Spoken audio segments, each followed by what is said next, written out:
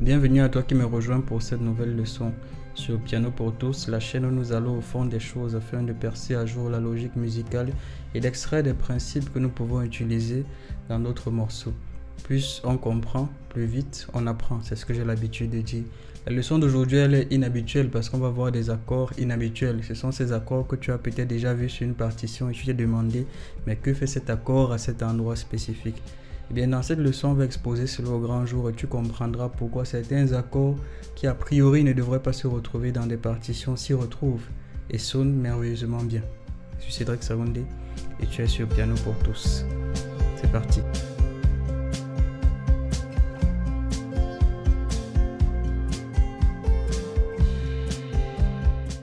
Je vais prendre un exemple. Regarde bien cette progression d'accords.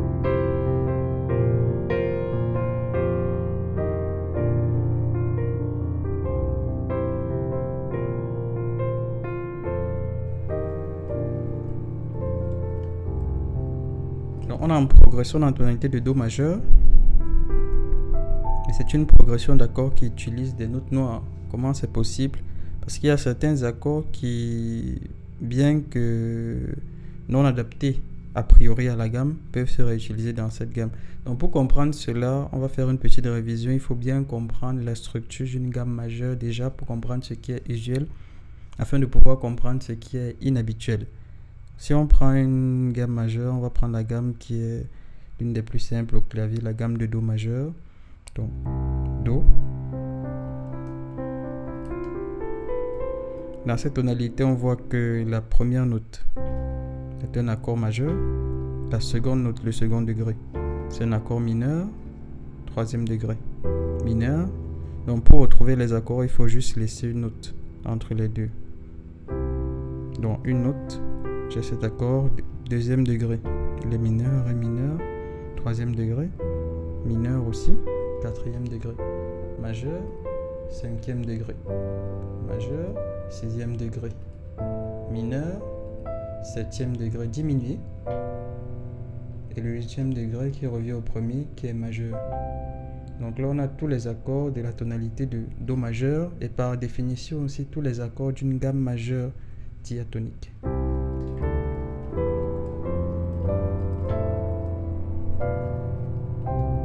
Donc sur cette base, on peut dire que si dans une progression d'accords on a Ré mineur, c'est normal.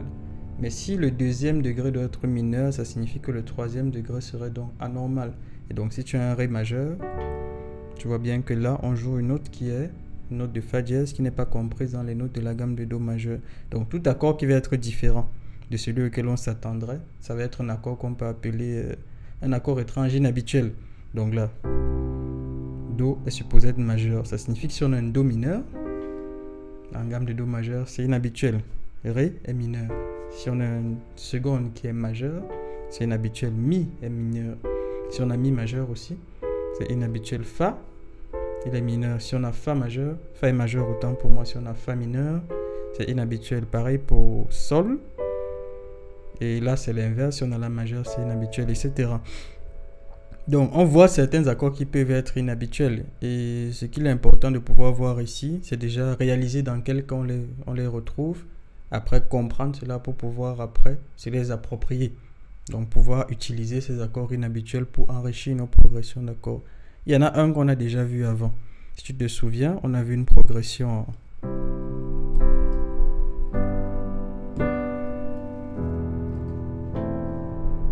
Là, j'ai joué Do, Sol, Mi majeur, La mineur. Donc, c'est une progression qu'on a déjà vu 1, 5, 3 majeur.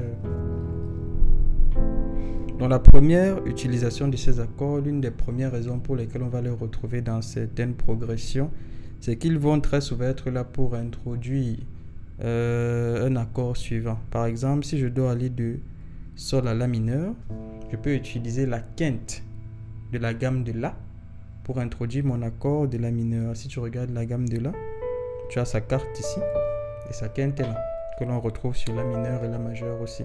Ça signifie qu'avant de venir un accord de La mineur, je peux utiliser Mi en majeur. Donc c'est pourquoi j'ai Do majeur, Mi en renversement, La mineur et sans que ça ne paraisse inadapté. Par exemple,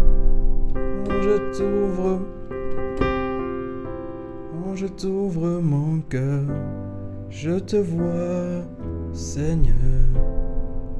Tu vois, on joue. Quand je t'ouvre mon cœur, je te vois, Seigneur. Donc là, on joue bien l'accord de mi majeur, mais tu vois, l'accord de mi majeur, il passe comme un poisson dans l'eau, si je pourrais dire ça comme ça, mais c'est très... on ne sent pas une fluctuation, pourtant on a bien joué un accord qui est inhabituel. Pourquoi? Parce qu'il vient introduire l'accord de la mineur. Donc ici, l'accord de la mineur, l'accord de mi majeur, c'est la quinte de la. Et donc la quinte aussi de la mineur, parce que les gammes majeures et les gammes mineures partagent en quarte et en quinte les mêmes notes. Dans la gamme de do majeur, la quarte ça va être fa majeur, la quinte ça va être sol majeur, et en gamme de do mineur, la quarte et la quinte ça va être ces mêmes notes là, même si elles vont être mineures très souvent. Mais la quinte aussi va être majeure en gamme mineure. Donc simplement pour dire que vu que dans la gamme de la mineure, la quinte c'est mi, on peut réutiliser cette note de mi là avant de venir en la mineur. Donc c'est pourquoi tu peux retrouver une tierce majeure ici. De la même manière aussi, avant de passer à sol,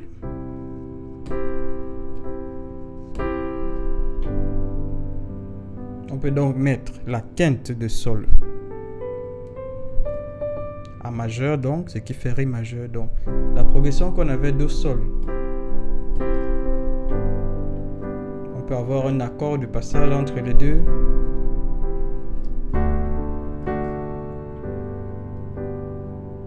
On le refait.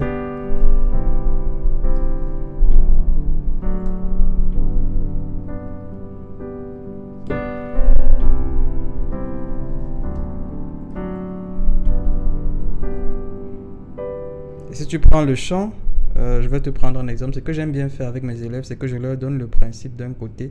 De l'autre côté, je donne un exemple. Pourquoi? Parce que le principe t'aide à comprendre la logique. Et l'exemple t'aide à mémoriser cela et bien la voix d'un cas pratique en te disant, ah ça, j'ai un exemple. Donc, on vient de voir le principe et voici l'exemple.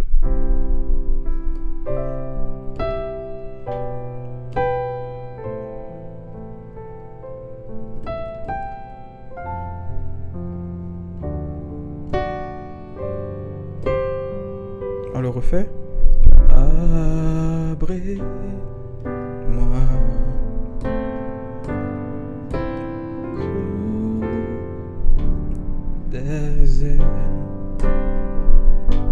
Donc on a bien un accord de ré majeur qui se retrouve là. On va notre accord de sol majeur et ce n'est pas un hasard qu'il se retrouve là. Donc si on a un accord de sol, on peut faire une transition avec un ré. Si on a un accord de la, on peut faire une transition aussi avec un mi majeur. Donc ce qu'il faut que toi tu fasses déjà, c'est simplement reconnaître le principe. Maintenant à partir du moment où tu as le principe, essaie de retrouver des chants. Je te propose des chants que je connais et qui sont relativement connus, mais peut-être c'est des chants que tu ne connais pas du tout. Donc toi, il faudra que tu te définisses un peu une banque de chants et au fur et à mesure, quand tu verras ces accords, tu te diras, ah, et pourquoi cet accord se retrouve là? Donc là, ce sont des accords inhabituels et ce principe que je t'ai donné, c'est un principe qu'on appelle souvent des dominantes. Donc on introduit en fait avec l'accord dominant pour revenir avec l'accord de base. Donc là, on introduit notre la avec un accord de mi. De la même manière qu'on a introduit notre sol avec un accord de ré.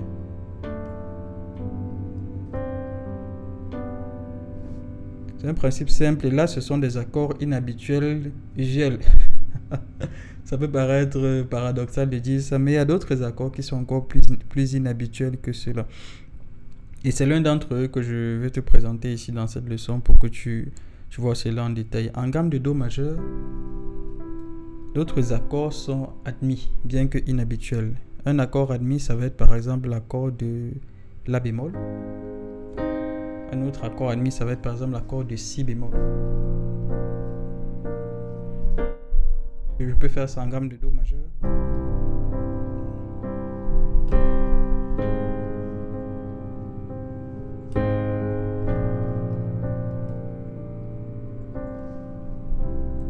Donc j'ai fait do, la bémol, si bémol et do. Donc c'est un accord qui est permis. Donc la bémol est permis, si bémol est permis, mi bémol aussi est permis. Donc autrement, quand je dis permis, c'est pour dire que ce sont des accords inhabituels qu'on peut réutiliser sans qu'ils ne sonnent déplacés. Pourquoi? Eh bien, c'est le principe des mineurs parallèles. Donc sans rentrer dans le détail, la gamme de Do majeur a sa gamme mineure parallèle. Une gamme mineure parallèle, c'est une gamme qui a la même note de départ. La gamme de Do mineur qui a sa gamme majeure relative qui va être une gamme de mi bémol. Donc j'ai expliqué dans une leçon, et tu peux voir cette leçon. Dans cette leçon, j'ai expliqué la leçon des mineurs relatifs, que lorsque tu as une note, en comptant 3 demi-tons vers la gauche, tu retrouves sa mineure relative. Donc si tu as Do, sa mineure relative c'est La mineur. Si tu as Mi bémol, sa mineure relative c'est Do mineur, qui est la mineure parallèle de Do. Ça signifie que cette note de Do bémol, de Mi bémol, elle va se retrouver en gamme de Do mineur. Et donc on peut la réutiliser en gamme de Do majeur. Et en gamme de Mi bémol, tu as La bémol et tu as Si bémol. Donc c'est de cette manière que ces accords se retrouvent là. Donc pour le principe, tu peux regarder cela plus en détail. Sinon, tu retiens simplement que on peut utiliser notre sixte en bémol et notre septième aussi en bémol. Et les rendre majeurs. Donc ça fait... On a vu ça.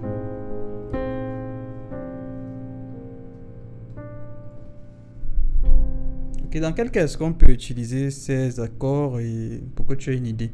Regarde ça.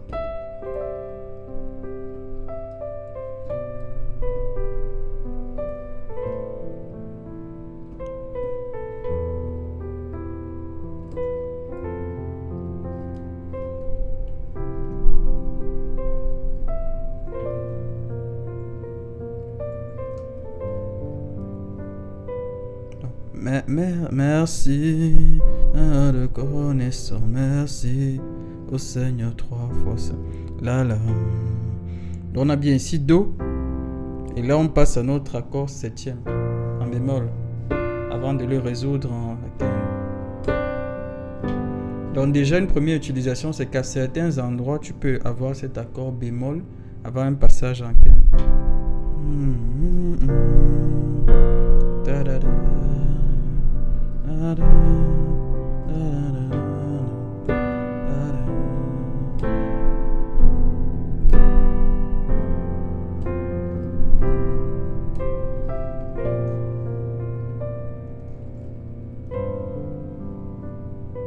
Et tu l'as encore sur un autre chant. Peut-être ce chant tu le connais aussi.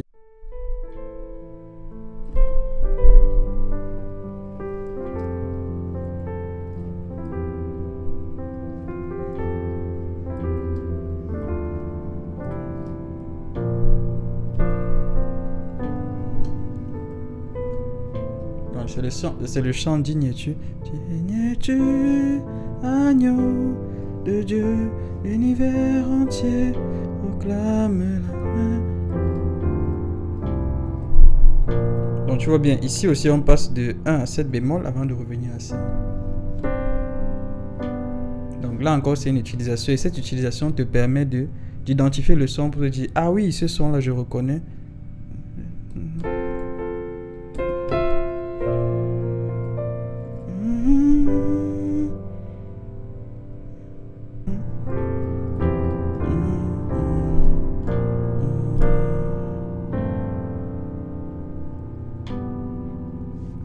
Tu vois?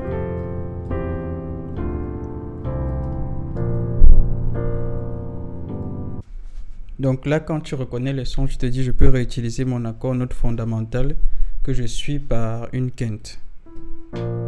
Note fondamentale que je suis par une septième bémol avant la quinte. Oh, je l'ai réutilisé il y a quelques temps, on est en train de prendre ce chant.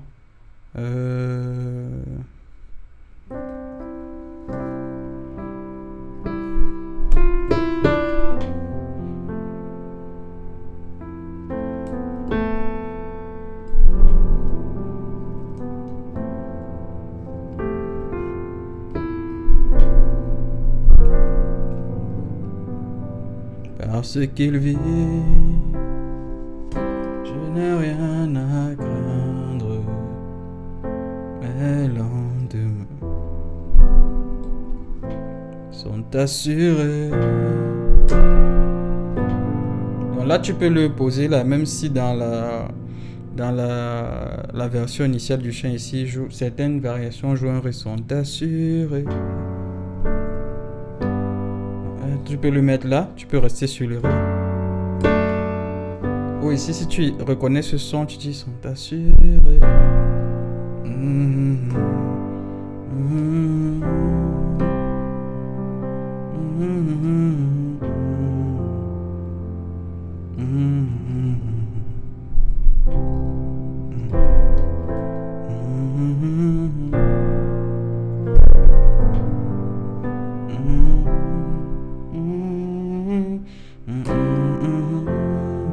Fa mineur.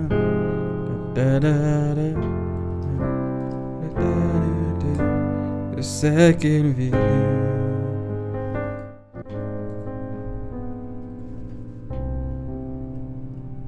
Il a dit, ah là effectivement ça me parle plus. Parce qu'il voyait une progression d'accords qui ne se coupait pas brusquement, mais qui redescendait avec une cadence différente par rapport à ce qu'on vient de voir.